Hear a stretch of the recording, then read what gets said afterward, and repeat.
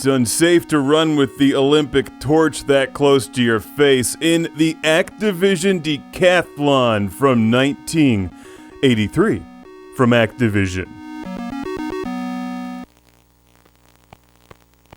I'm still waiting for these zombie multiplayer DLC level packs, where you run away from zombies trying to eat you. 100 meters, hear the roar of the crowd! Yay. Yay. In addition to some crowd noises, this game could use zombie levels to make it more exciting. It's never too late, Activision. Perhaps that can come out for the 2016 Olympics. As I'm recording this, the London Olympics have just ended, and the excitement of the decathlon is still with us on the Atari 2600. Who's the greatest Atari athlete in the world? The one who can waggle the Atari controller the fastest. Or in my case, the one who can push the Sega Genesis D-pad the fastest while resting it on a coffee table, which is really a much better way to play this game. You've been scratched, and your penalty is that you lose an endorsement deal. Jack Daniels will no longer sponsor you. In the Activision Decathlon. Decathlon. I always put an A in there for some reason.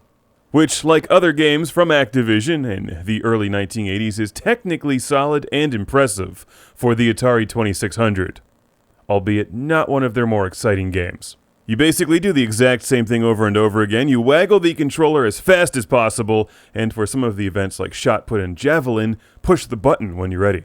As the word decathlon would indicate, there are 10 events. Sadly, BMX bike racing is not one of them. When did that become an Olympic sport? Oh, here comes the high jump. Here's a fun fact. I used to be the high jumper on my track team in high school, but that was before I discovered beer and pizza. But that doesn't mean I still can't be a professional Activision decathlete.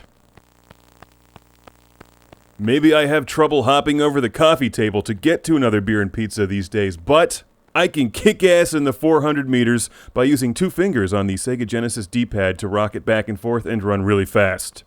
It's kind of like doping, except not really. Look at that speed! I'm like the white, out-of-shape American Usain Bolt. Oh, this gets boring. Playing this game with the Atari joystick just looks obscene, and is one of the best ways to break your equipment. Don't read too much into that.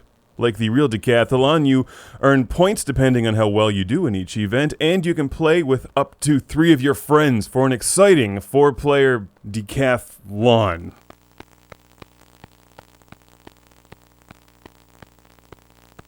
Ashton Eaton and Trey Hardy got nothing on me because I've got a Sega Genesis controller resting on the coffee table. Here comes the discus, and you've got to give the designers credit. It's a good-looking game for the Atari 2600.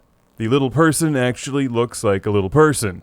And afterwards, you can take your Atari guy to the Atari Olympic Village, where he can attempt to sleep with the entire Real Sports field hockey team.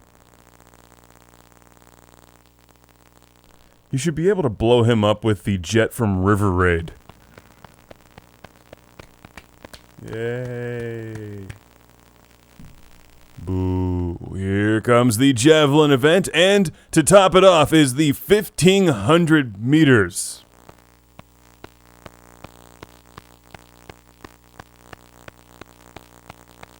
So that's 3.5 minutes of waggling your controller, or repeatedly pushing the D-pad.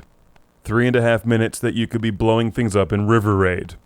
Seriously, it's a nice concept, but not one of the most exciting games, and I'm going to do what the Americans and Soviet Union did in the 1980s and just boycott the 1983 Activision Decathlon. It's time to relive the Cold War on your Atari 2600 and play some Missile Command instead.